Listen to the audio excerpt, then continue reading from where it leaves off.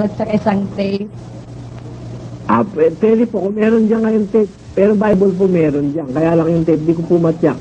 Okay. Biyaan niyo po at makipag-usap po kayo dyan at bibigyan sila. Thank you, Brother Eli. Salamat po. Sige po, Sister Marilyn. Ismael Abdicson ng Navotas, isa pong Iglesia ni Cristo. Brad Willie, Magandang gabi po. Magandang gabi po sa inyo lahat at maging sa mga panahon ito. Ito po ang kauna-unahang kong punta rito. At totoo sabi ni Brother Romy na maganda nga si Sister Luz. At guwapo naman yung si Brother Josel sa Willie. Kaya lang, Brother Eli, akala ko nandito kayo, kaya sayang, ano? Papapirma sana ako ng autograph sa inyo pag uwi ko.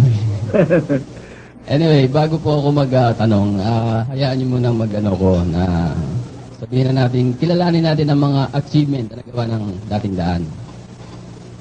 Dahil matagal na ako nakikinig sa inyo mula pa sa Genius Family, marami na ako nakitang nakadebate nyo, tinalo nyo. Hindi man natin masabi na talagang sa katwiran, matagal na panahon at ang pinanganangunguna nga dyan ng inyong si Brother Eli Soriano na halos siguro buhay at di ba, lakas, pinuhunan niya.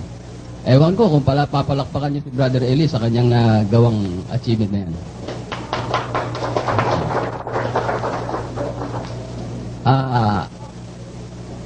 Ngayon ito ang tanong ko. Sa lahat ng achievement nyo, Brother Eli, ano po ba kayo? Narinig niyo po ako? No, narinig po kita, kapatid. Sa lahat ng achievement nyo, naniniwala ba kayo na kaya kayong talunin sa debate ng isang pangkaraniwang Iglesia ni Cristo? Hindi, kapatid. Hindi po. Kung gusto nyo, pantunayan natin ngayong gabi. Sige. Diba? Payag ba kayo? Sige. Ako, pangkaraniwang Iglesia ni Cristo lang ako. Pero kahit na 1,000 Eli Soriano ang umarap sa akin, tatindigan ko yung pananampalataya ng Iglesia ni Cristo. Ito ang ano ko. Pag ako tinalo ni Eli Soriano ngayong gabing ito, maghanda kayo ng drum, lagay nyo ng tubig, papabautismo ko. Pero pag tinalo ko si Eli Soriano sa debating ito, sa pananalig ko sa pananampalataya kung natutunan ko sa Iglesia ni Cristo, ewan ko kung ano may papangako ni Brother Eli. Edi ako naman ang bautismuhan mo. Okay, ha? Kasama po ako sa inyo. Okay. Ito naman ako, marami na ako naririnig. Siyempre, ganyan talaga. Pag may pananampalataya ka, pumapasok sa puso mo, minsan pag mayroong kumontra, masakit, di ba? Hanggang sa nakapagsasalita ka ng masakit din, di ba? Sa akin, hindi ko ganon. Kaya ang tawag ko sa inyo, brother, although hindi naman tayo magkapareho ng pananampalataya, ang masasabi ko lang, bilang respeto kayo, tatawagin ko yung brother. Okay naman sa inyo yan, di ba? O, ano po ang gagawin natin? Simulan natin. Palagay ko, at... Ano ba ang propose ninyong tema, kapatid? Okay, ito ang ano ko. Sabihin na natin yung sabi nga naman, narinig ko naman nakaraang pakinggan. Ito, pinakinggan ko kayo. Wala akong patlang mula sa Genius Family hanggang ngayon. Ang ano natin, tungkol sa sugo, number 1. Tatlong tema. Tungkol sa sugo. Pangalawa, tungkol sa kalagayan ng Panginoon sa Kristo na dapat kilalanin. Paano naman kayo nakasisiguro makakapangalawang tema pa kayo? Yun, ang maganda. Hindi, pagka isa pa lang, di maganda. Ganon talaga eh. Pero pag si Brother Eli sa isang tema, natalo ko. Diba? Ganon din. Sasama pati ako. Okay. Ayos ha? O diba? Mas okay yan, diba? Kaya, eto, ang ano natin, tayo, magdidebate, pero kung may dumating sa temang nakakataas ang boses ako, o si Brother Eli, ituring lang natin, okay lang yun, ano? Wala tayong ano. Kasi tayo naman kung saan, di ba? Alam ko naman yun ang puso nyo Sige po, kapatid. Siguro ang gawin natin, ako, sa katunayan po, tatapatin ko kayo, ako ay walang karanasan sa debate. Hindi ako ang ganito. Kaya lang, nakita ko si Brother Romy dyan, umupo yan, medyo hindi ko na kaya yan. Hindi ko kaya, ano yan, at mga nakikita ko mga kapatid, na pinakita niyo naman na, at iba rin. Kasi iba ang paano ko sa iglesia. Malalim ang pagkakilala ko yan at napag-aralan ko yan. Kaya siguro, simulan na natin. Ang hihingiin ko lang, Brother Eli, andyan pa po kayo? Andito po ako. Kapatid, bago lang kayo magpatuloy, gusto ko lang malaman kung talagang authentic na kayo iglesia ni Cristo. Opo. Nasa lokal po ako ng Kaunlaran, Navotas. Ang totoo po, ako'y dating katiwala ng Purok. Ang hawak ko, mayroong 400. Ano Siguro, po pangkat kayo, kapatid? uno ko. Sige po. Okay, siguro naman yung mga sagot ko ngayon, alam niyo. Si Karomi, totoo, kilala ko yan Pero hindi niya ako kilala. Pero alam ko rin ang buhay niya. Sige po. Sino pastor na nakadistino ngayon doon? Armando Manas. Armando. Oo, kilala niyo yun. At kilala ko rin kapatid ni Karomi, Robert. Di ba? Ngayon ito man sabi ko, eto, ang totoo nito, hindi ako nagpaalam sa pastor namin. Baka siguro nagagalit sa akin ngayon, pero hindi kaya ng dibdib ko. Naririnig ko kayo, tapatan tayo, di ba? Masakit ganun pananampalataya ko, nakakasalita kayo, masakit sa akin. Kaya gusto ko ngayon gawin to, natin. Sige, para may ayos ho natin, kasi baka mamaya, pagka Oo. nagkakasagutan magkasabay-sabay sa Sige. bibigyan natin ng pagkakataon kayo magpahayag, at pagkatapos si Brother Eli, cross-examine kayo sa inyo. Yes. Pero may pakiusap po ako, bigyan mo natin ng 15 minutes, katulad ng narinig ko sa inyo, kasi meron kayo nakadibati nung nakaraan may mataas siya. Binigyan niyo yung 15 minutes, isang tayo, tapos 5 minutes, cross, di ba? At may pakiusap lang ako, sana si Brother Eli magsimula, dahil yung tungkol sa sugo, hindi ko... Kayo ho naghahamon Hindi, kung po pwede lang, Kaya tungkol nga, sa... Ano kayo pumaon na? Kayo po Kasi- dapat mauna, kayo po naghahamon Hindi po, kung ito'y pakiusap ko sa inyo, kaya nga ako nagamon, meron akong condition, kung po pwede, di ba? Yung kasi narinig ko, lalo yung tungkol sa sugo, sabi nyo, yung mga apocalypse, ibong mandaragit, uuna ko, yung mga gusto kong marinig Kapatid, po. saglit lang po ang totoo nito, totoo sin dapat hindi natin patulan itong ganito Unang-una, may standing po tayo na hamon sa Iglesia ni Cristo na hinaatrasan nila kabularan. Pero ewan ko, kung yamang dadyaan po si Brother Eli at nakahanda naman siya sumagot sa inyo, siguro hindi na kayo dapat mag-condition pa. Yamang kayo naghamon, magpahayag kayo ng inyong gustong ipahayag. At pagkatapos, hayaan yung cross-examine kayo ni Brother Eli. Kung yan ang inaano nyo, ako na ba ipakiusap lang yun? Hindi, gusto pwede ko bang tanongin si Brother Pero, Eli? pero kapatid, talaga pong sa rules ng debate, kung sino po yung challenger, siya po ang dapat unang maglahad ng kanyang pananampalataya. Okay, pero ipagpaumanin niyo po, inuna ko na kanina pa, na ako pangkaraniwang kaanib lang, wala akong Oo nga karanasan. po. Kaya sana para marinig ko, Oo nga po, marinig kapatid. ko muna yung tungkol dun sa sugo. Kasi ang totoo, makikipag-ano ko sa inyo na hindi ko gaano pang na para ma-cross ko rin kung yun nga talaga yung tungkol sa sugo. Kung po pwede lang, yun ang sana. Siguro naman alang-alang lang dun sa aking pangkaraniwang kapatid lang ako, hindi naman talaga ako ministro. Ang totoo, talatandal ako sa 10 talata lang. Bagay po kapatid, kung kayo po Eh. nakikinig sa mga pangangaral ni Brother Eli, makikita niyo naman po ang stud namin pagdating din tungkol sa sugo Sinasabi namin na yung mga titulo na kinuha ni Mr. Manalo, yun po si Kristo. Yung mga sinasabi po namin sa Biblia. Ngayon, kaya para wag tayong mag-consume ng maraming oras, mag-umpisa na po tayo. Sige, Umpisa ngayon- nyo na ho. Okay, ganito, meron akong pakikiusap. Ang totoo, hindi ako marunong magbasa ng Biblia. Alam ko lang yung mga laman ng dala. Wala akong problema ron. Pwede niyo akong tulungan, Kawili. Pwede po. Pagka Pwede po. sinabi ko Para kayo na matuloy ugas, lang po ito. Sige po. Ano po ba ang ni Brother Eli? Kung pwede pakiusap ko. Alam mo kapatid, ganito sa akin, ako ayokong bumibigo ng kapwa ko tao. As much as nandiyan ka, bagaman labag sa professionalism ang aking gagawin, kasi meron kang sinabi kahit 1,000 Eli Soriano Opo. para Totoo ako yun. na-challenge doon, Oo. kasi walang 1,000 Eli Soriano, isa lang ako sa mundo. Kaya siguro mas madaling matalo sa debate kung isa lang. Oo, kaya siguro, umpisahan mo na dahil sabi mo, tutulan mo. Tutulan mo na ako dahil sabi mo, nakikinig ka naman. Brother Eli, lilinawin ko lang po, yung pakiusap niyo po ba, hindi niyo ako mapagbibigyan na kayo muna magsalita tungkol sa... Ay, hindi. Dahil hayag naman, sabi mo, sige, mula sa Genius Family, sabi mo, sige, ay nakikinig ka na. Therefore, sige, alam mo na yung simulan natin. tutulan mo. Eto, ano lang to hindi total, maring, bukas kasama niyo na ako. Kapatid, Okay. Kami. Teka. Bigla natin linawin ho itong pangyayari na ito, ha? Kayo na mismo nagsasabi, kahit 1,000 Soriano, kaya ninyong talunin. At mas madali Tama pa po nga. yun. Kaya mas madali pa nga talunin yun dahil nag-iisang Eli Soriano lang meron sa mundo. Tama po yun. Mas magaling kayo sa pastor nyo kasi hindi lumalaban ng pastor nyo. Hindi ko sinasabing... Ano ibig sabihin nun? Kung talagang ganong kadaling talunin si Brother Eli, bakit ayaw lumaban ng pastor nyo? Ano, hindi ko kaya sagot. Bakit kailangan kayong makipaglaban at hindi ang pastor nyo? Yamang hindi pala kayo nagbabasa ng Biblia. Katakot-takot ng Biblia binabasa ng pastor nyo. Ako, yung mga bagay na hindi abot nung ano ko, hindi ko na pinakikailaman.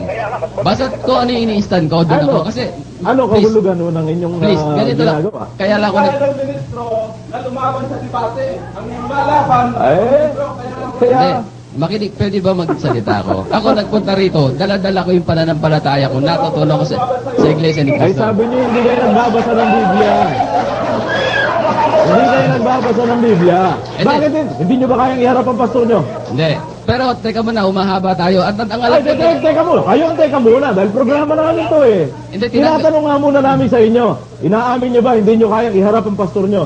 hindi ko pa sinubukan. Hindi nyo pa sinubukan. Okay, kaya nga kinausap ko si brother, paalam ako sa inyo. Okay naman daw, di ba? Kaya nga, ano pagtatalunan natin? Nililinaw din natin sa ating mga kababayan. Sabi nyo, hindi kayo nagbabasa ng Biblia.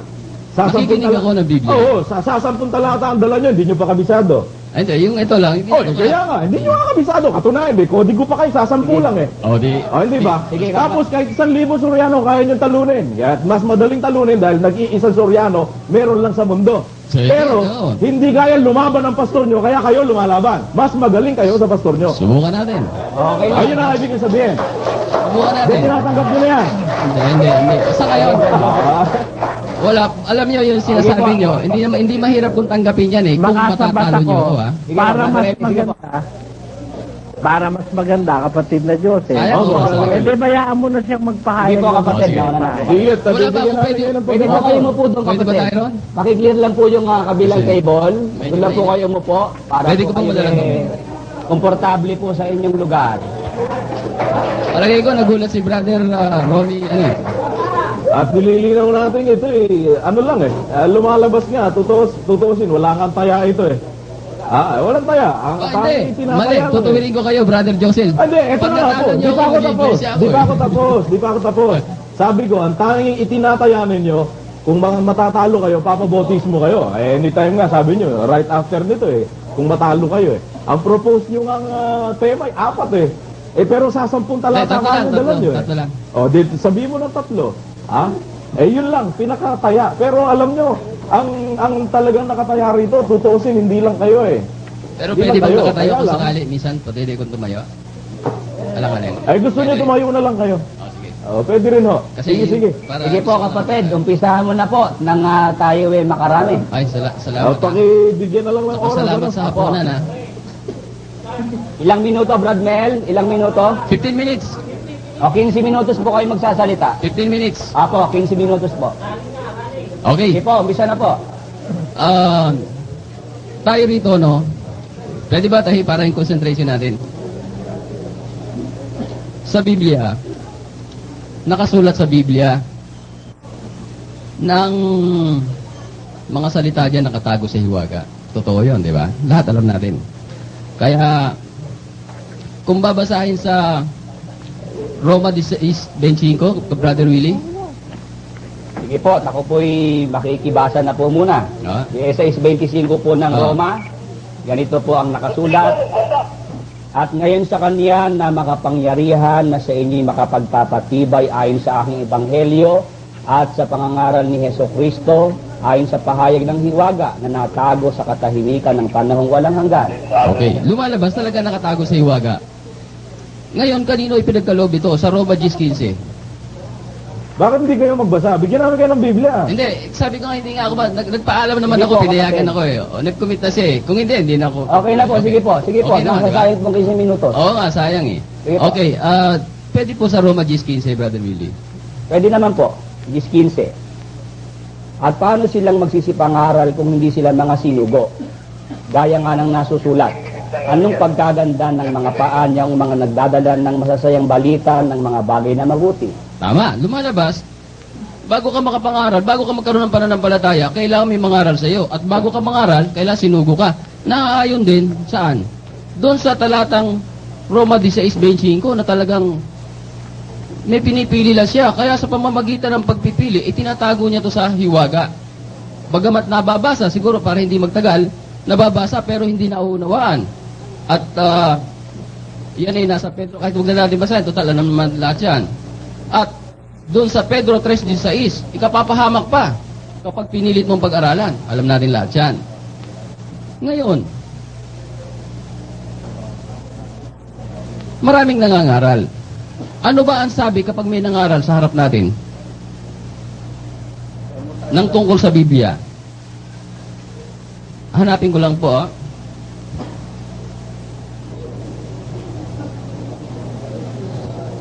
Ano lang po, medyo... Dead Pwede air po ba, tayo eh. pwede po ka, Brother Willie, pakibasa, palagay ko kabisado nyo, matakwil. Ha? Matakwil. Sige po, inasa Galacia 1:8 po kapatid. O sige, ano pong... Ano? Tatapwat kahimat kami o isang anghel na mula Yun, sa langit.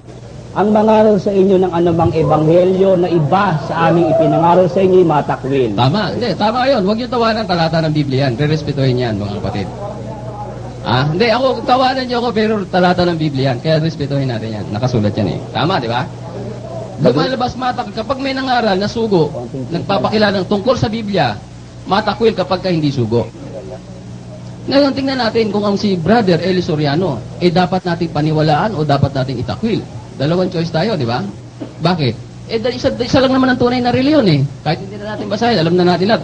Merong 100,000 reliyon sa buong mundo, pero isa lang ang tunay na reliyon. Lumalabas, isa lang ang sugo. Kapag si Brother Eli Soriano ang sugo, lahat yan, hindi na. Di ba? Ganun lang yan eh. Okay. Ngayon ito, kung pahintulutan nyo kung ikwento, ito ayon doon sa napanood ko, sa tamang daan at napanood ko sa dating daan. At pwede nyo rin i-correct ito kung mali ito at later on, pero ito pinagbabatayan ko yung ipinakita na Iglesia ni Cristo na naging istorya ni Brother Eli Soriano. Bakit nagkaroon ng pananampalataya o isang pagkaalam sa Biblia si Brother Eli Soriano? Sinabi niya na siya natuto kay Ginoong Nicolas Perez, na dating manggagawa ng iglesia na tiniwalag o hindi ko alam kung itiniwalag o tumiwalag, hindi ko alam. Na siya naman sumama kay Ora kung iaatras natin. Na nagtayo ng iglesia ng Diyos, tapos nagsama sila ni Nicolas Perez, nagkahiwalay sila, and then nagtayo ng iglesia ng Diyos kay Kristo Jesus, suhay at iba pa kung ano pa yung karugtong, hindi ko na makabisado. Ngayon ito, nung time boy si Brother Nicolas Perez, kasama niya si Brother Eli Soriano. Ano ang ginagawa nila? Natural. Nagbabalangkas sila ng mga dapat na tuntunin ayon sa banal na kasulatan. At may patnubay ng Panginoong Diyos. Ngayon ito, di lumabas lahat yan. Ginawa nila, gumawa sila ng seminaryo, whatever, at inirehistro sa sect ang bylaws nila, mga pananampalataya nila, at pati mga tuntunin doon. Lumipas ang panahon, nangangaral si Brother Eli Soriano, kasama si Nicolas Perez, namatay si Nicolas Perez. Nagkaroon ngayon, pumalit. Sino pumalit? Si Gugulan, hindi ko alam, Ninita Gugulan ba yun? Hindi ko kabisado. Gugulan ang pumalit, babae. Na nung napalit siya, hindi siya napalit ng pumwesto lang doon sa pwesto na yon. Ano nangyari? Pinirmahan nila yon ang board of directors na ito ang bakit? Ayon doon sa bylaws, si Ninita Gugulan dapat ang mapwesto. Bakit? Siya general secretary Natural, di ba? Ito ang problema. Nagkaroon ng hindi magandang pagsasama, whatever ang nangyari, biglang naalis si Brother Eli Soriano. Bakit siya naalis? Dahil sumunod siya doon sa tuntuning ipinatutupad nung panahon buhay si Nicolas Perez na may patnubay ng Diyos, sabi nila? O ano? Kaya siya itiniwalag at may ebidensya dyan. Kaya siya itiniwalag at hindi siya sinuportahan ng sect. Bakit? Dahil nilabanan niya ang tuntunin na kinikilala niyang sugo na nagturo sa kanya. Yan ang malinaw. Dahil bakit? Hindi niya pwedeng ikatwiran na ay hindi, tao lang nagtiwalag sa akin. Hindi. Bakit? Kung ikaw lingkod ka ng Diyos, tutularan mo si Joshua, si Moises. Nung namatay si Moises, itinaguyod ni Joshua ata yun. Ipinaglaban niya yung pananampalatayang yun. Ganon dapat ang ginawa ni Brother Eli Soriano. Doon sa tuntunin, mga pananampalataya pinakilala sa kanya ni Ginoong Nicolas Perez. Pero bakit? Hindi siya nalabanan. Ang nangyari, nagtayo siya ng sariling reliyon. Bakit nangyari yon? Ba't hindi mangyayari yon? Maari hindi ko alam dahil hindi pa ako buhay noon, o hindi ko rin alam, maari na sinigugulan, hawak-hawak ang sect na pinagtibay ni Ginoong Nicolas Perez, kasama siya, at ayon doon na kung sino ang lumaban sa tuntunin na yon o sa gobyerno ng Iglesia ng Diyos, maalis, titiwalag. Yun, natiwalag nga. Paano yan? Ang nakasulat? Mateo 18:18, Brother Willie, please.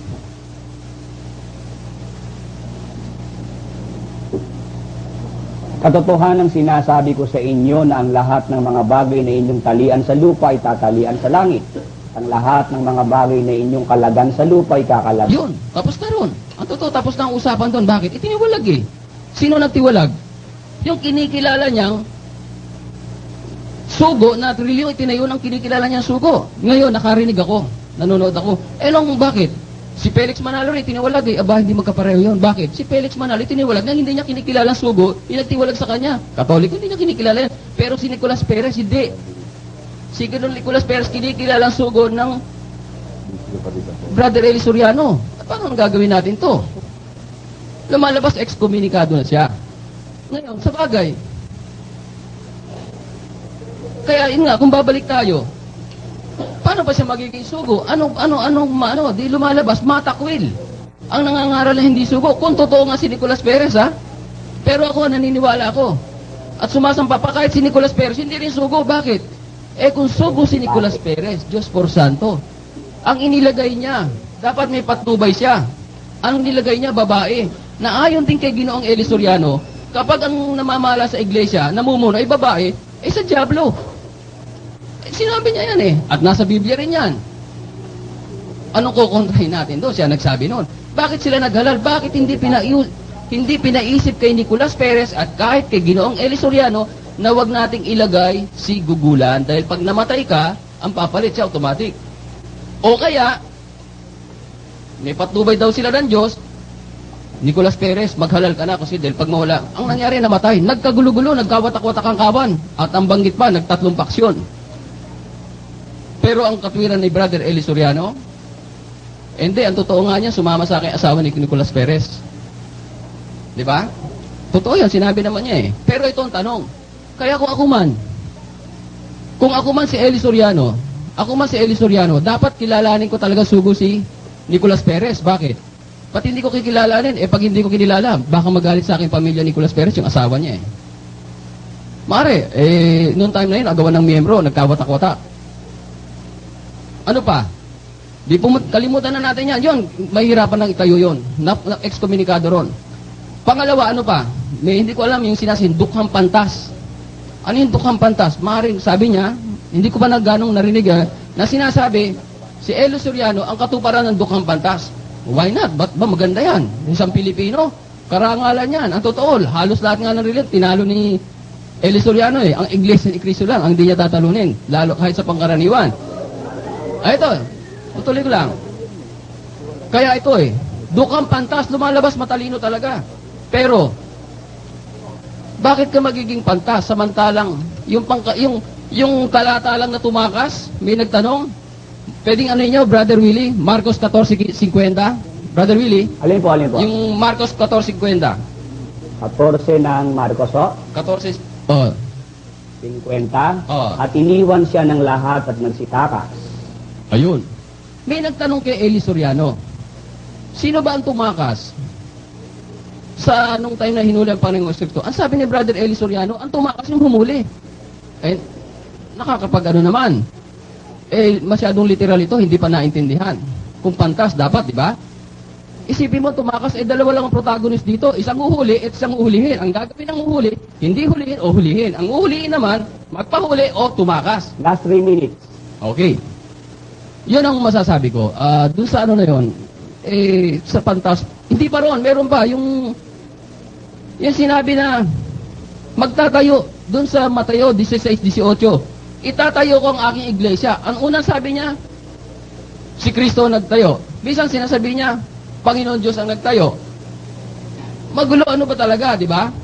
Kahit huwag na natin kung tama, yung dalawang yan, magkakontra, may ebidensya, nasa TV. Hindi pantas. Yun ang sinasabi ko. Sa lahat ng membro, kahit sa sarili ko, bago ko sino may mga aral sa inyo, ayan, nakatago sa hiwaga. Parang ganito yan eh. Merong isang pasyente dyan, masakit daw ang tiyan. Nandito tayong lahat. Hindi naman tayo doktor. May pasyente, sabi niya, masakit ang tiyan ko. May lumapit, nagpakilala. Ako, doktor. Ito ang ano ko. Ang sakit niyan, ulcer, bibiyakin ko rito. Maniniwala tayo, bakit? May lisensya siya eh. Lumapit ang isang tao. Hindi nagpapakita ng lisensya, hindi wala kang makitang ano. Hindi, ang sakit niyan, appendicitis, diyan ko ooperahin yan. Dapat ba tayong maniwala doon sa taong nagsalita na yun na walang pinakikilala? Hindi tayo dapat maniwala. Bakit? Eh baka mamaya kung ano operahan niya ron eh. Dapat may karapatan. In short, kailangan may karapatan. Ngayon, para may karapatan ka, eh ang Biblia nakatulad ng, ang Biblia nakatago sa hiwaga, parang tiyan yan. Hindi natin alam kung nasa ng bituka natin dyan. Ang nakakaalam lang sino? Yung sugo na doon ipinagkaloob ang pagkaunawa doon sa mga matataling haga. Kaya kailangan patunayan ni Ginoong Eli Soriano. Kasi ay sugo, para paniwalaan ko lahat ng sasabihin niya, bago niya bakbakan, siraan, yung mga sinasabing hula na kiniklaim ng kapatid na Felix Manalo, ipakilala niya muna, parang doktor yan, magpakilala muna siya ng lisensya niya, meron siyang karapatang magbasa ng Biblia, magpaliwanag, and then, paniwalaan na natin lahat. Gusto niya, lahat ng kabuhayan natin, bigay natin sa iglesia, kung talagang mapatunayan sugo. Pero, bago siya gumamit ng isang mataling hagang salita, huwag niyang subukan sa akin, ewan ko sa inyo ha, nasabihin, itong ibig sabihin nun, mataling haga yan. Bago ko paniwalaan yan, kailangan muna magpakilala siya kung tunay na sugo, pero sa pinakilalo, isa, dalawa, mahihirapan. Mahihirapan unless itong oras na to, meron siyang panibagong ibibigay na karapatan sa Biblia para mangaral. 1 minute. Yun ang sinasabi ko. Kaya dun to, kaya ako pumunta na rito. Medyo hindi ko na kaya. Maraming kapatid sa iglesia. Although, iba-ibang taon, natural lang yun eh. Ha? Natural lang yun. Eh kahit paano ng Panginoon si Kristo, siguro lalayas din yun eh. Eh bakit? Eh nung 72 na mga 30 kaanib niya seconds. 72 sa kaanib niya, ilan ang lumayas? 60, natira 12. Natural lang yun, hindi nyo dapat dahil ang diablo matalino. Kapag ka pinapasok nyo ang isang mangangaral, mga kapatid, kapag ang isang mangangaral pinapasok nyo na hindi nyo tinatanong kung may lisensya siya, parang ganito yan. Pumunta kayo sa operating room, sinabi nyo, may sakit ako, o-operahin kita, hindi mo tinanong kung siya may lisensya, wala na. Ma-operahan kayo nang wala sa malilin kayo. Salamat po. Sige, ibigay po natin ang pagkakataon kay Brother Eli para i-cross-examine itong ating panauhin dito. Ewan ko kung panauhin niya ito. Sige. Brother Eli? Unang tanong ko, alam mo, naaawa ako dun sa kapatid natin na yan dahil Salamat po, Brother Eli. At yan ang inaasahan ko sa inyo. misinformed siya dahil inong tanongin daw ako kung sino yung tumakas. Eh, sagot ko raw, yung humuhuli, may ebidensya daw sa TV. Eh, hindi naman kasi pinakita sa TV yung buong pangyayari nun eh. Doon ka kulang. Hindi mo alam yung buong pangyayari, pinuto lang nila yon. Ang tanong ko ganito, kapatid. Sabi mo, ang mga salita ng Diyos nakatago sa hiwaga. Ipinabasa mo ang Roma 16:25. Doon ba sa Roma 16:25, alin ba nakatago sa hiwaga? Yung salita ng Diyos o yung hiwaga ay nasa salita ng Diyos? Basta't lahat tungkol sa Biblia, kung may magpaliwanag na hindi sinugo, hindi niya kayang ipaliwanag na maayos ang Biblia. Hindi. Kasi sabi mo kasi, ang premise mo, ang mga salita ng Diyos nakatago sa hiwaga, binasa mo 16:25. Gusto kong basahin uli para maintindihan mo yung sinasabi mo, no? Ang sabi dito, at ngayon sa Kanya na makapangyarihan na sa inyo'y makapagpapatibay ayon sa aking ebanghelyo at sa pangangaral ni Hesukristo, ayon sa pahayag ng hiwaga na natago sa katahimikan ng panahong walang hanggan. Meron palang nakatago sa hiwaga, yun yung pahayag. Ang sabi, ayon sa pahayag ng hiwaga na nakatago sa katahimikan ng panahong walang hanggan. Sabi mo, ang salita ng Diyos nakatago sa hiwaga. Kung makabasa ba ako ng salita ng Diyos, hindi nakatago sa hiwaga, babaguhin mo yung paniniwala mo na yan. Kasi para sa'yo, lumalabas lahat ng salita ng Diyos, nakatago sa hiwaga eh. O baka naman may hiwaga ang salita ng Diyos. Brother, Hindi yung salita ng Diyos ang nakatago sa hiwaga. Di ba? Brother Eli, Oh. kukorek ko lang, no? Medyo pagpasensyahan nyo lang. Pag sinabi kong yung mga matalinghaga lang, in short, kukorek ko lang yon. Yung ibang talata sa Biblia literal, ang iba matalinghaga. Yun ang paraan ng Diyos ng pagtatago.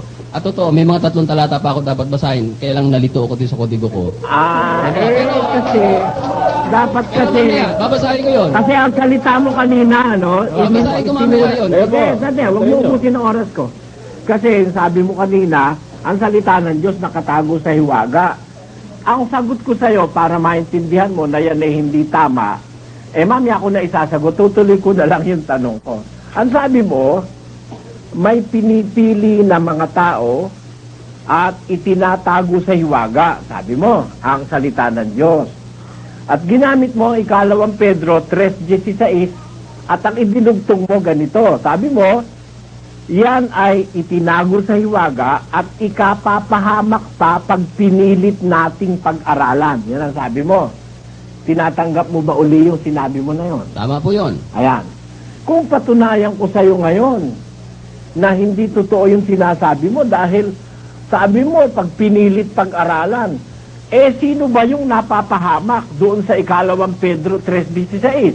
Pakinggan mo ito kung sino yung napapahamak, ano? Para liwanagin ko lang sa'yo. Gayon din naman sa lahat ng kanyang mga sulat, na dooy sinasalitang mga bagay na ito, na dooy may ilang bagay na mahirap unawain, na isinisinsay ng mga di nakakaalam at ng mga walang tiyaga. Therefore, yung palang nasisinsay dyan, yung hindi nag-aaral, walang tiyaga. Pagkatapos ang sinabi mo, kahit ikapagpilitan natin pag-aralan, hindi natin matututunan. Sabi mo, dahil tinago sa hiwaga, mali yung sinasabi mo na yun sa Biblia. Sana wag mo nang uulitin yun, kapatid.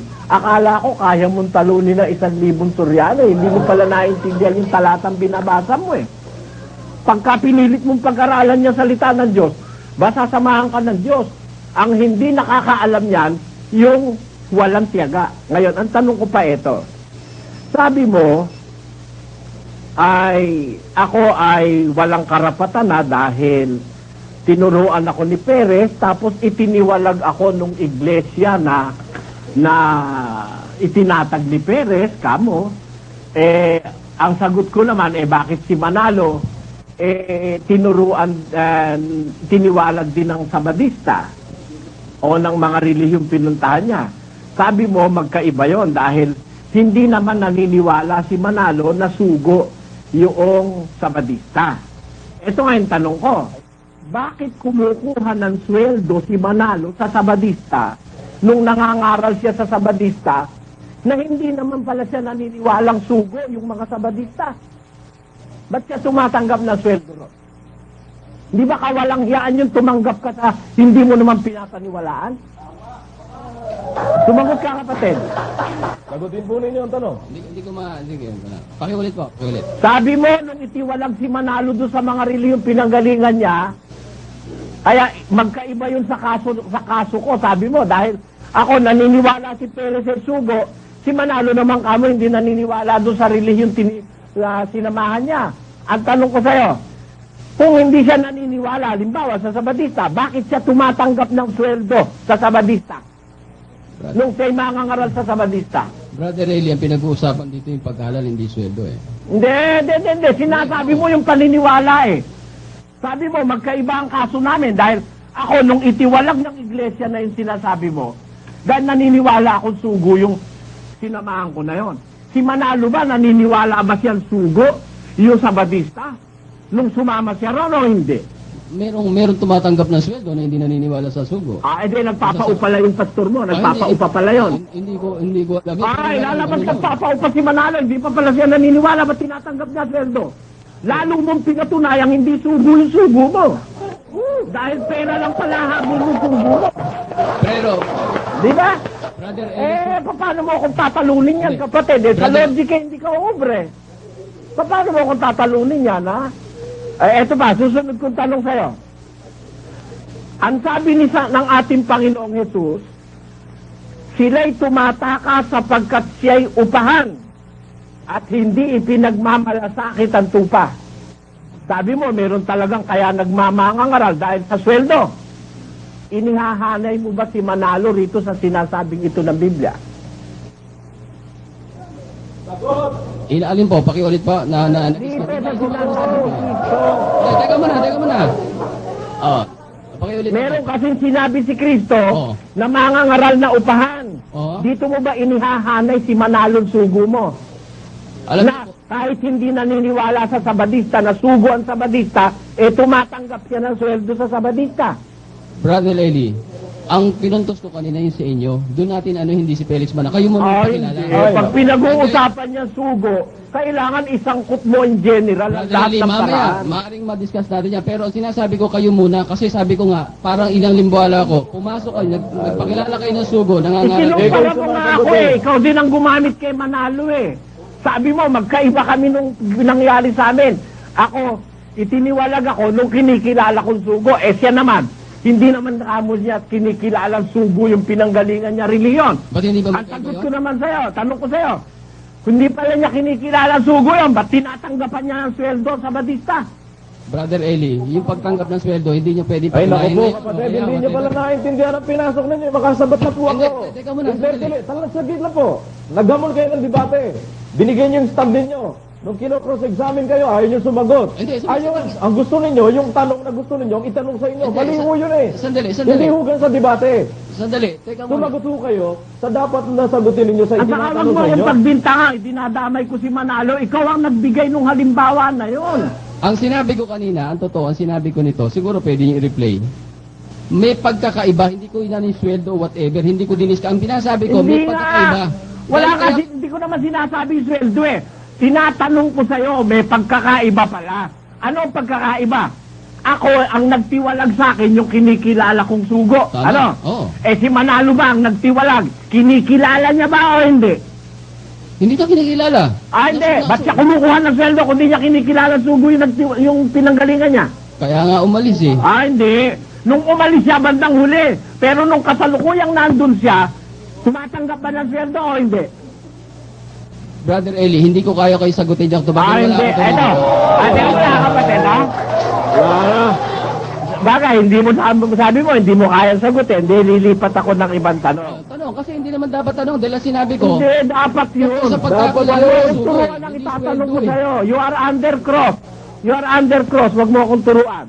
Sabi mo, ganito, sabi mo. Si Felix, sa Mateo 16:18, sabi mo, mali ang turo ko dahil sabi ko, kuminsan si Kristo nagtayo.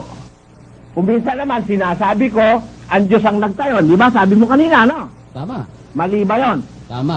Hindi, mali ba yun? Na ang Diyos ang nagtayo, si Kristo nagtayo, mali ba yun para sa'yo?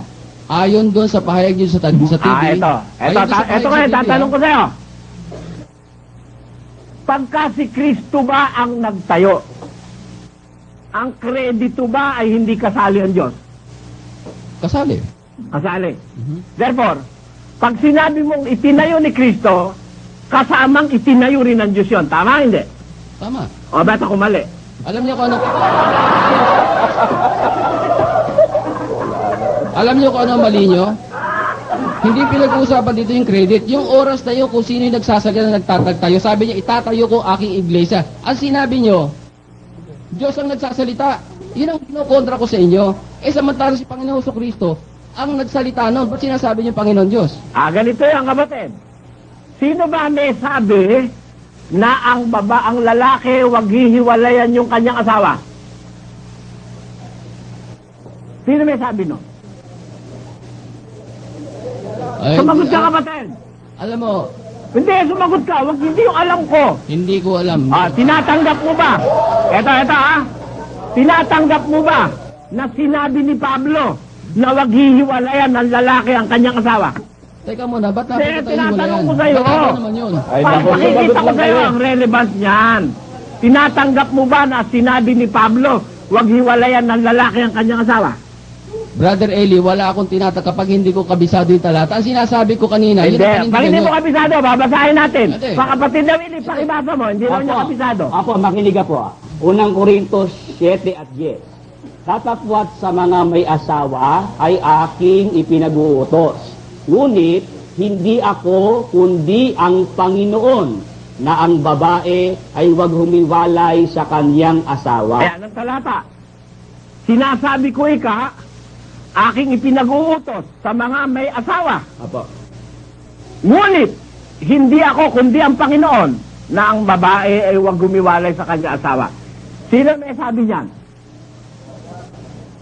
Kung ano ang pagkaunawa nyo, pagbigyan natin. Hindi, teka muna. Nako. Sabihin nyo. Ito. Tatanungin ko yung tanong ko. Sandali, ano po? Yan ba, dandali kapatid, pakinig ka. Sinabi ba yan ni Pablo o hindi?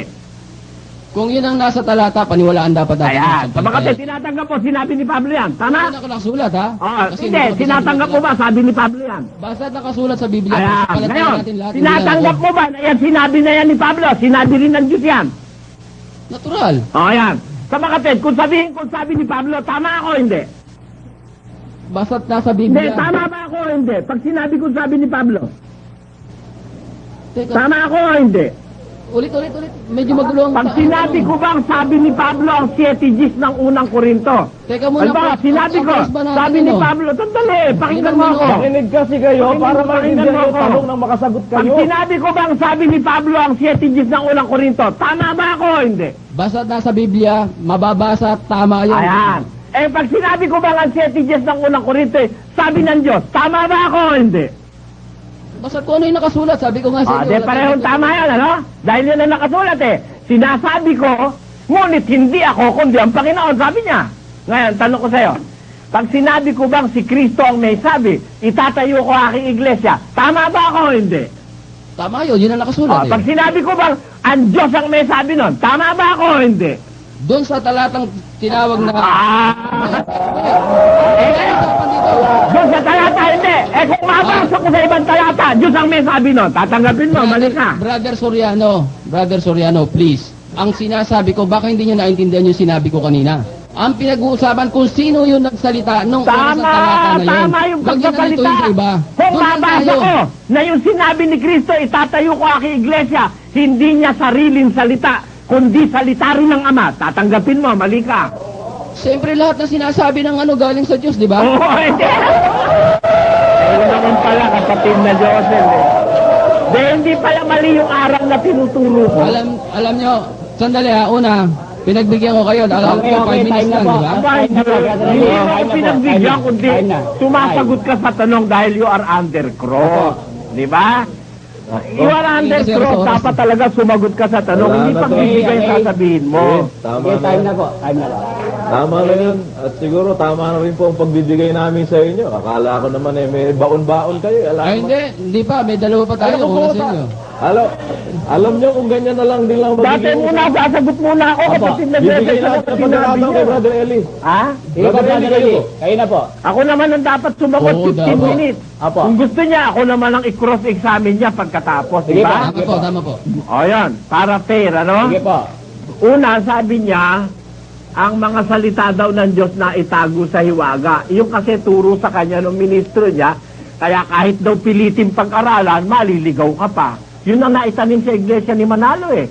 Na huwag mo nang pilitan pag-aralan niya dahil maliligaw ka lang. Yun ay napakalaking turo ng mali nang hindi nga sugo ng Diyos na si Mr. Manalo.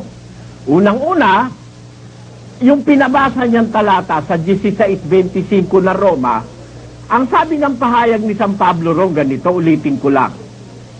At ngayon sa kanya na makapangyarihan, na sa inyo'y makapagpapatibay, ayon sa aking ebanghelyo, at sa pangangaral ni Hesukristo, ayon sa pahayag ng hiwaga, na natago sa katahimikan ng panahong walang hanggan. Hindi po naman ang salita ng Diyos ang nakatago sa hiwaga eh. Ha? merong pahayag ng hiwaga na natago sa katahimikan ng panahong walang hanggan. Ang pinagtaguan, yung katahimikan ng panahon, doon nakatago yung hiwaga. Hindi yung salita ang itinago sa hiwaga. Napakalaki ng pagkakamaling na ituro sa iyo, kapatid, ng sugo mo. Ha? Na kayang-kaya kung patunayan ngayon sa iyo, hindi nga sugo yung nagturo sa iyo. Dahil kung ang nagturo sa iyo sugo, hindi ganyan kamaluktot ang pagkakilala mo sana sa Biblia. Ang salita raw ng Diyos, tinago sa hiwaga. Hindi naman gano'n ang nakasulat sa talatang ginamit mo eh. Ang sabi rito, yung pahayag ng hiwaga, natago sa katahimikan ng panahong walang hanggan. Yung pala naman panahon pa lang pinagtaguan ha? Nung hiwaga. Ngayon, nung dumating yung panahong nakatakda, iahayag na't ibubulgar na hiwaga. Ang sabi ni Pablo ganito, sa 1:24 ng Kolosas, ngayon nagagalak ako sa aking mga hirap dahil sa inyo, at aking pinupunan sa akin ng kakulangan ng mga hirap ni Kristo sa aking laman, dahil sa kanyang katawan na siyang iglesia, na ako'y ginawang ministro nito, ayon sa pamamahala ng Diyos na ibinigay sa akin para sa inyo, upang maipahayag ang salita ng Diyos. Maging ang hiwaga na inilihim sa lahat ng panahon at lahi. Bukod pala yung salita ng Diyos kaysa dun sa hiwaga na nakatago sa lihim, inilihim sa lahat ng panahon at lahi. Sabi ni Pablo, kaya raw siya ginawang ministro para maipahayag niya ang salita ng Diyos at maging ang hiwaga na nilihim sa lahat ng panahon at lahi.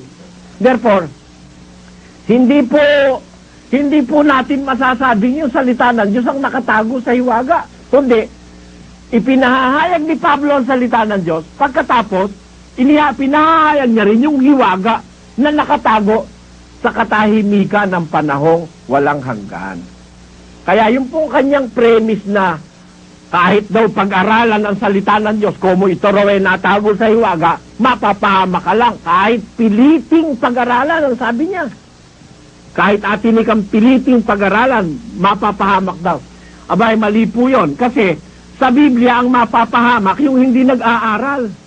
Pero yung nagpipilit na mag-aaral, hindi ho mapapahamak yun. Pakinggan nyo, sa ginamit niyang talata, sa 2 Pedro 3:16, gayon din naman sa lahat ng kanyang mga sulat, na do'y sinasalita ang mga bagay na ito, na do'y may ilang bagay na mahirap unawain, na isinisinsay ng mga di nakakaalam at ng mga walang tiyaga, gaya rin naman ng kanilang ginagawa sa ibang mga kasulatan, sa ikapapahamak din nila. Ayon. Kaya pala naman mapapahamak yung mga walang tiyaga. Kung magbasa pala ng Biblia ito, sa 10 talata, hindi pa kabisado paano maliligtas ito? Walang tiyaga. Kasi kung nagtiyaga ka, mula pa pala sa Genius Family, 1980, nakinig ka na sa akin. 2001 na ngayon.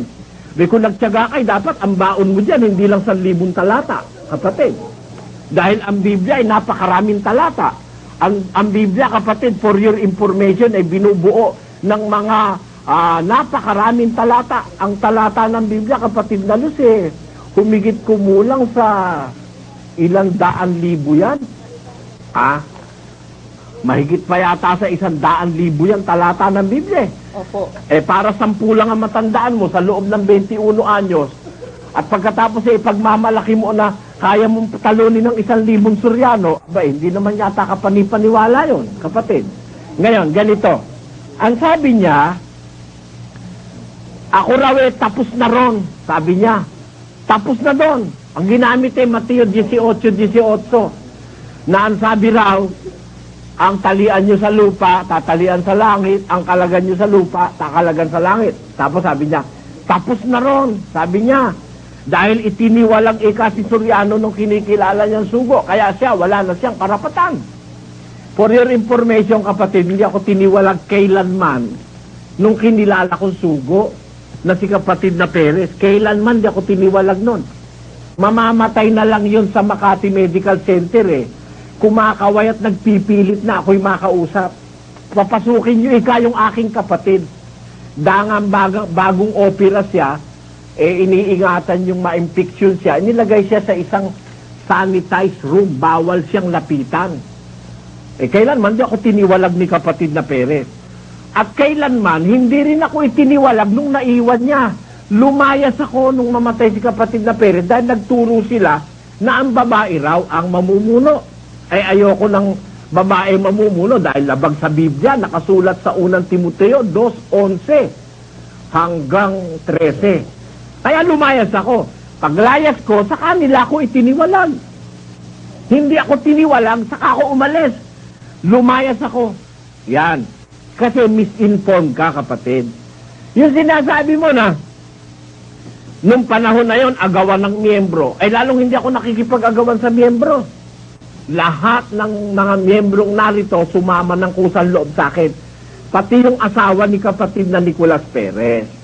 Ngayon, yung sinasabi mong ako'y pumirma, nasabi mo may pruweba at may ebidensya sa telebisyon, hindi ka kasi pinagtatapatan ng mga ministro mo, niloloko ka lang eh. Ha? Yung pinirmahan ko, kaya nga ipinalalabas ko yung papeles eh. Alam mo, nilabas pa ba nila yan? Hindi na nila nilabas. Bakit? Yung pinirmahan ko kasi, yun ay ayon sa batas ng tao yon, sa corporation law, na pag namatay ang isang presidente ng isang kumpanya, ay sa corporation law, the general secretary will take over the management and active management of the corporation. Kaya pumirma ako ron for submission to the securities until the successor is duly elected and qualified. Yun ang pinirmahan ko. Hindi ka naman pinagtatapatan ni Bularan kasi bulaan naman yung mga ngaral mo. Kaya hindi sinasabi sa'yo. Kaya na lumalabas sa'yo, misinformed ka eh. Dahil sa pinalalabas sa'yo, pumirma ako sa mali. At hindi ko pinananampalatayanan. Mali yun. Ang pinirmahan ko, tama ayon sa batas ng tao. Kaya lang ako lumayas doon dahil nilabag nila yung batas ng Diyos. Naglagay sila ng babaeng puno. Ngayon sabi mo, doon pa lang daw tapos na ako. Dahil tiniwalag ako. Ang tanong ko sa'yo, nung si Mr. Manalo ba itiwalag sa Sabadista?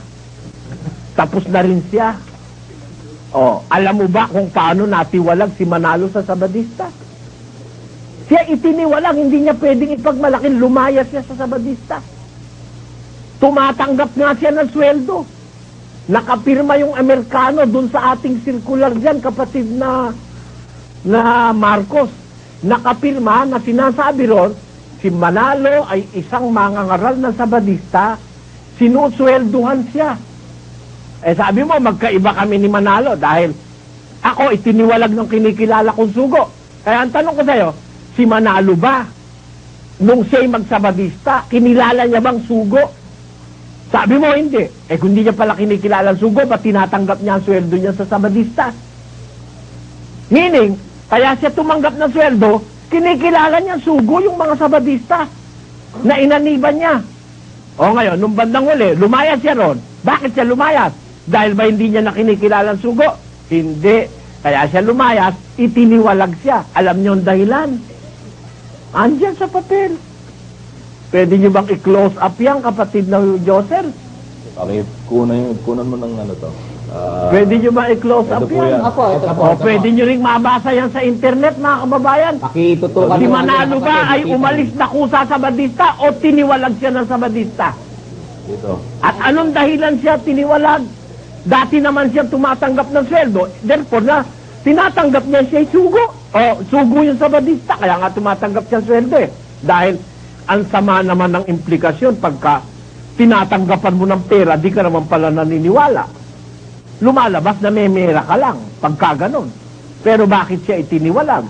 Nandyan sa papel dyan. Ito po ay basahin na po natin lahat ng may guhit dito, Brad Marcos. Ito po, page 136 ng libro pong Light Dawns Over Asia. Adventism's Story in the Far Eastern Division. Sino ang gumawa niyang libro na yan, kapatid na Luz? Ito po ay... Baka tayo mailibelo dyan. Ito po, Sabadista po. Sabadista po ito, Adventist International Institute of Advanced Studies. Ah, Kaya kung magdidimanda iglesia ni Manalo, demanda niyo sa Badista, ano? Huwag kami. yan nakalagay dito. Kayo naman, nagbabasa rin ng libro ng iba, di ba? Opo. O ano, nandiyan kapatid na So, Luz? page 136. The Iglesia ni Cristo sources further note that prior to this conference, Manalo had confided to his second wife, Honorata, that he was planning to start a new church and that he would attempt to persuade his fellow Adventist ministers and ministers of other sects to join him. But he failed to win his fellow Adventist ministers who called him colorum, subversive, naka-enclose. Because of this, Manalo resigned from the Adventists. Tapos, Adventists, on the other hand, say that the above reasons were only partly true. They assert that Manalo did not resign, but that there were circumstances that in 1913 forced the Adventist Church to drop him from his employment and from its membership roll. They do not deny the fact that Manalo was plotting to start a new church while carrying on as a minister in good standing with the Adventist Church. Adams recalled a workers' meetings where Manalo requested time to speak. He confessed that he had worked against me even before I arrived. He told the other workers that he would not work with me and that he was trying to lead an independent movement. That was not news to the other workers. After Manalo's wife, Lisa, died late in 1912, he began courting a young Adventist woman from Manila, Honorata de Guzman. With the help of 3 other Adventist ladies, he succeeded in eloping with her, which was definitely not acceptable. Ayun. Ito po, Ah. aggravating circumstances with Manalo were, number 1, he was a minister and thus was expected to set an example of proper Christian conduct. And number 2, the elopement was on a Sabbath. Yung pala naman ang dahilan eh. Marami daw dahilan ng pagkakatiwalag ni Manalo. Bagaman sinasabi nila na siya'y nag-resign, hindi raw totoo yun, dinidina yun ng Sabadista. May mga dahilan kung ba't siya na-drop, idinrap ang kanyang services, meaning tiniwalag siya. Inalis siya sa kanyang pagkaka-empleyo bilang mangangaral ng Sabadista. Sa maraming dahilan, at alam ko maraming dahilan na yan, may dokumento tayo diyang iba. Bukod dyan, kaya lang ayoko nang i-touch yun dahil medyo personal yun, kapatid na, ayoko na nun. Yun na lang sinasabi dyan sa libro. Ang isang dahilan ng pagkakatiwalag kay Manalo, siya ministro at dapat halimbawa ng miyembro. Ang ginawa niya, nagtanganan siya ng babae na hindi magandang halimbawa, kaya siya idinrap. Isa sa dahilan yon. Pero hindi yung dahilan. Hindi lang yun ang dahilan. At ang nag-a-aggravate doon, nang magtanan siya, Sabado. Nabawal na gumawa ng mga gawaan sa Sabadista. Kapatid na Joseph. Labag. Yun. Kaya yan, hindi mo pwedeng sabihin magkaiba kami ng kaso ni Manalo. Magkaiba kami in the sense na ako, lumayas, hindi dahil sa may ginawa akong katarantaduhan doon sa kinaanibang ko na yon. Lumayas ako ron dahil ang kanilang aral pinalitan nila mali. Kaya ako lumayas. Si Manalo naman pala, hindi lumayas. Tiniwalag. Ha? Tiniwalag dahil nagtana ng babae, Sabado pa. Which is labag sa pangunahing aral ng Sabadista. Capital offense yan eh. Alam mo, yung paglabag sa Sabat, pinapapatayan ng panahon ng propeta Moises eh. Okay po, time na po, Brother Eli. Time na ba? Hindi sinasabi. Brother Opo, Eli, teka lang po, Dali po. kapatid na ginong, nga pangalan? Ismael. Abiso. Akin lang kung gusto linawin sa inyo at ito credibility pag-uusap dito eh. Kayo ho ba'y talagang Iglesia ni Cristo? matagal na. Bakit yung magpunta kayo nung isang Miyerkules doon sa lokal namin sa Muñoz, ang sabi niyo, tiwalag kayo sa Iglesia ni Cristo? Ba, ano yan? Chismis Nandito, na. Sino? nandito ang ating mga kasama doon sa Muñoz. Sino Ayan ang sa inyo? nakausap nyo. Asan? Halika. Oh, Kilala mo ba ako? Magsampalan tayo pag totoo yung sinasabi mo. Sampalin mo ako, sampalin kita pag hindi totoo, ha? Mike. Halika. bigyan mo. Magsampala. Scheme ng iglesia ni Manalo. Oo. Malay mo, panggalingan na naman ng iba pang mga demanda yan, ano? Kaya nga po. Kaya ang gusto ko, paglabas niyan tao na yan, takunan nyo ng video hanggang sa ibaba. Opo. Na baka mamaya yan may bumugbog dyan sa labas, sabihin tayo na naman ng bumugbog, frustrated martyr na naman. Ay, opo, Brother Eli. At saka yung sinasabi mo na, yung sinasabi mo na kukuha pa siya ng authorization Oo. para patunayan siya titindig. Hindi, ayoko na nung ganun dahil alam mo, ang dealing sa Iglesia ni Cristo, I am forewarned. Ako ay naalarma. Alam mo, ang alarman dumating sa akin. Ano po?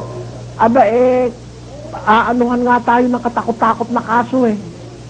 Pati nga yung doktor na wala naman akong kinalamnan maghahain ng demanda laban sa akin eh. Diba? Kaya ako, let us stop all these foolish activities na ginagawa sa atin. Let us cause the stoppage of these foolish activities they are trying to do with us. To do to us, I mean. Ang masasabi ko, tapusin na natin itong usapan sa iglesia ni Manalo. Mapanganib, kapatid na Upo Joseph. muna kayo. Mapanganib, kapatid na Joseph. Tama po yan, Brother Eli. Kaya mga kababayan, maintindihan nyo na lang po sana itong bagay na ito. Kasi sa akin, hindi ko na rin po mapanghahawakan itong salita nitong taong ito dahil Hindi credible eh. hindi credible eh. Mahirap na ho. Alam nyo, yung mga scheme na nangyari nitong mga huling araw, at kaya nga nasampahan nila ng ganyang si Brother Eli eh. Frustrated murder eh. Ayaw na namin magkaroon pa ng mga kasunod na hindi maganda. At tapos ipaparatang ho sa atin ng mga kung ano-anong mga bagay, ano? Bilang pag-iingat lamang po. Ang sa akin, hindi na po sa kung ano pa man, mga kababayan. Yamang total, nakita naman ng lahat eh, kung paano nakipag-usap itong taong ito. Binigyan natin ng mabuting pagkakataon para may pahayag niya yung kanyang stand. Pero, ipit na Pero paglabas lang ng tao na yan, kapatid na Josel, pakunan mo ng video hanggang makalabas, patistiguhan mo sa gwardiya sa ibaba, na yan hindi ginalaw dyan. Opo. Baka mamaya ay frustrated murder na naman, dawit na naman ako niyang mga yan. Tama po yan. Hindi nakatakataka yung ginagawa nila ng iglesia ni Manalo na yan eh. Oo. Panghaharas na sa atin samahan yan eh. Biro mo, wala naman akong kinalaman eh, kasuhan ako ng frustrated murder. Di ba? Nga po yan. Matindi yun. At halatang scheme nila yan dahil nung mag-blatter si Ber ng alas 11 yata yun, wala namang sinasabi na siya ay mamardirin. Opo. Pero bumalik nung alas 3 ng madaling araw, kasama na yung mga pastor niya at binago ang deklarasyon. At siya raw pinukpok ng baril, tinututukan daw siya papatayin, kaya frustrated murder. Ang sabi nung pulis na nakausap nating naglagay ng blatter, may kasama na raw mga pastor. Di ba? Tama May po. interview tayo yan. Pwede bang ipakita nyo ngayon yan? Prepare nyo. Meron Ibig tayo. sabihin, yan ay inspired ng mga pastor yung pagdidemanda sa atin ng frustrated martyr, kapatid na Josel. Opo. Matindi na yan. Hindi na ganyan ang labang gusto ko. Kung ayaw nilang lumaban ng diskusyon, sinasabi ko, mga duwag ang ministro ng Iglesia ni Manalo. Hindi kayang tumindig.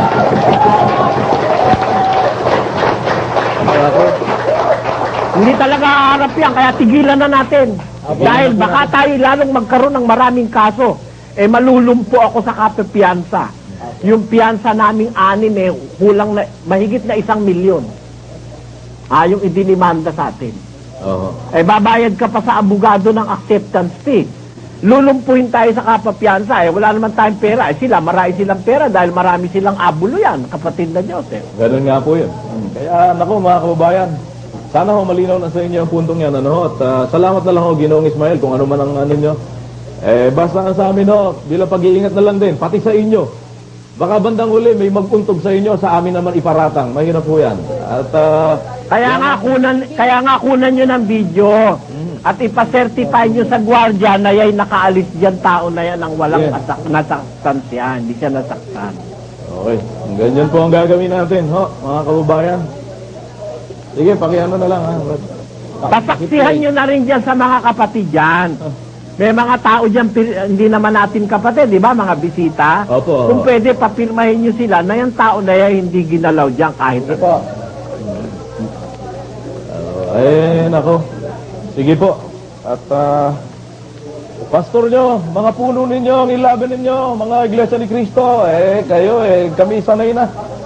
Bulok na yung style na yun Bulok na yung style na yun. Bulok na yung ganyang style. At nako, di na ho kami kakagat dyan sa ganyan. At kami dalang-dala sa inyo. Sa inyong ginawa kay Brother Eli. Sige. Ako, ang kumbinsihin nyo na lang. Sige, Ginoong Ismael. Salamat na rin.